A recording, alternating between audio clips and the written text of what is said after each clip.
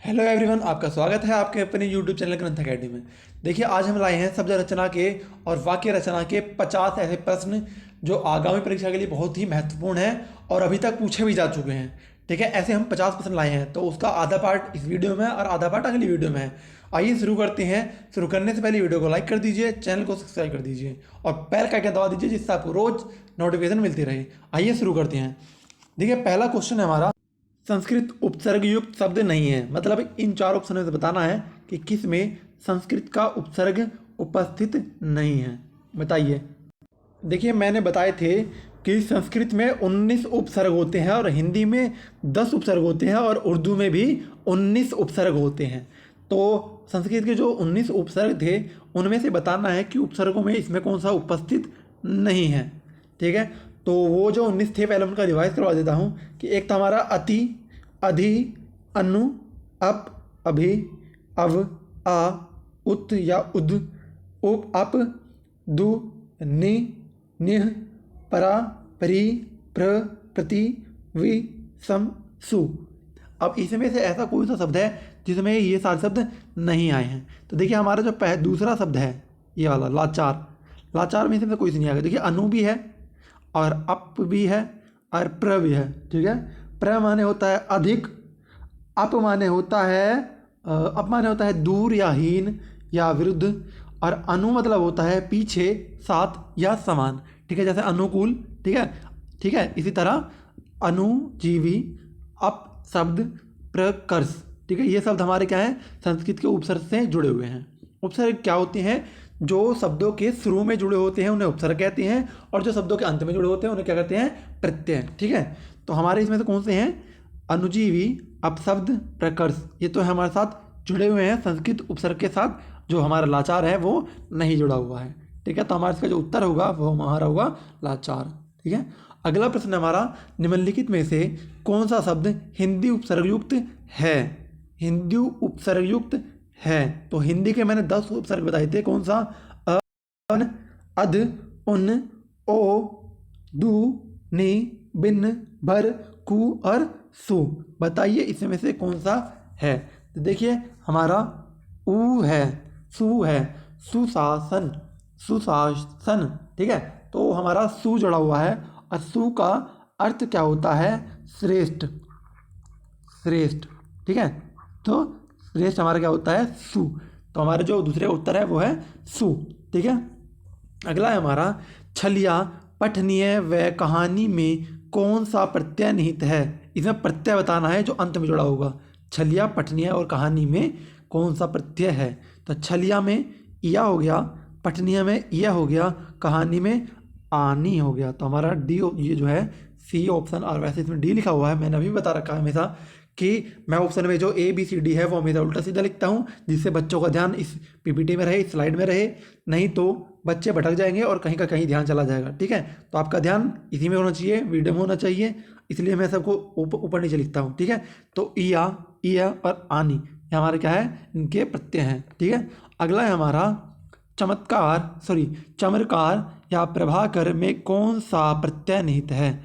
चमत्कार, चर्मकार और प्रभाकर, बताइए इसमें कौन सा उपस्थित है प्रत्यय। बताइए।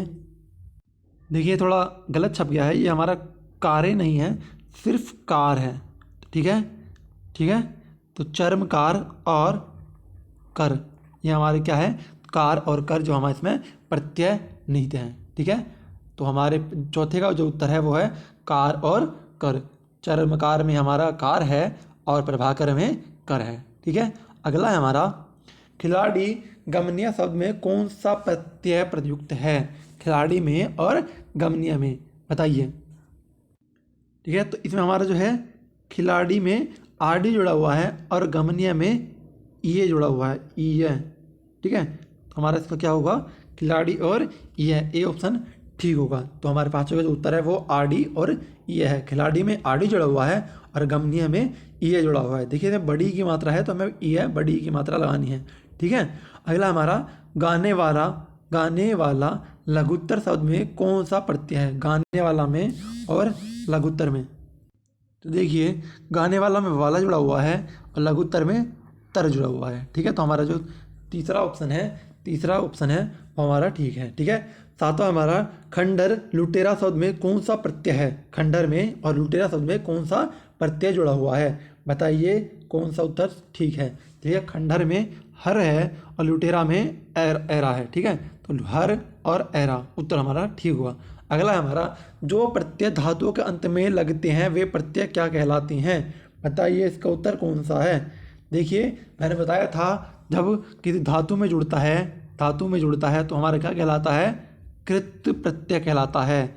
कृत प्रत्यय कहलाता है। इसके उदाहरण देखेंगे हम। इसमें था पढ़ने वाला, राखनहार, पालनहार, मरनहार, भवनहार, भड़ाका, धमाका। ये सारे जो हैं हमारे जिसमें कृत उपस्थित हो और धातु के साथ जुड़ा हुआ हो उसे हम क्या कहेंगे? कृतवाचक, मतलब कृत प्रत्यय। ठीक है, अगला है हमारा जो प्रत्यय संज्ञा, सर्वनाम व विशेषण में जुड़कर नया शब्द बनाते हैं वे प्रत्यय कहलाते हैं। बताइए कौन से प्रत्यय हैं? जो प्रत्यय संज्ञा, सर्वनाम व विशेषण में जुड़कर नया शब्द बनाते हैं वे प्रत्यय कौन से हैं? बताइए। मैंने बताया है, मैंने दोनों वीडियो में बताया है, समरी में भी बताया है और जो पूरा पाठ पढ़ा है उसमें भी बताया है कि जिसमें मतलब कि जो प्रत्यय संज्ञा, सर्वनाम, विशेषण में जुड़कर नया शब्द बनाते हैं उन्हें हम बोलते हैं तद्धित प्रत्यय। ठीक है, उन्हें हम बोलते हैं तद्धित प्रत्यय। ठीक है, अगला है हमारा कृदंत प्रत्यय किन शब्दों के साथ जुड़ते हैं?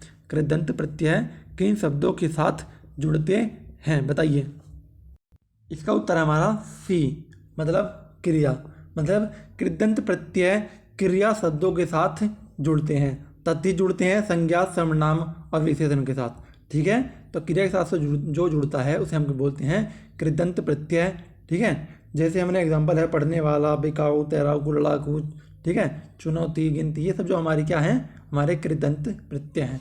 ठीक है, अगला प्रश्न है हमारा वे अविकारी शब्द जो दो शब्दों, वाक्यों अथवा वाक्य खंडों को जोड़ते हैं कहलाते हैं। बताइए। जो वे अविकारी शब्द जो शब्दों, वाक्यों अथवा वाक्य खंडों को जोड़ते हैं कहलाते हैं। देखिए इसमें संज्ञा नहीं है, क्रिया है। मतलब क्रिया के साथ जुड़कर वे अविकारी शब्द जो शब्द, वाक्य अथवा वाक्य खंडों को जोड़ते हैं कहलाते हैं, तो हमारे क्रिया कहलाते हैं। क्रिया एक अविकारी शब्द है जो दो वाक्यों अथवा वाक्य खंडों से जुड़ते हैं।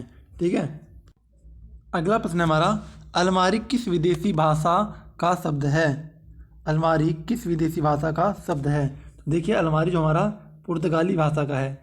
ठीक है, हम सोचते हैं या इंग्लिश का होगा या हमारा हिंदी का होगा, तो ये ना हिंदी का है ना हमारा इंग्लिश का है, यह हमारा जो है पुर्तगाली भाषा का है शब्द अलमारी।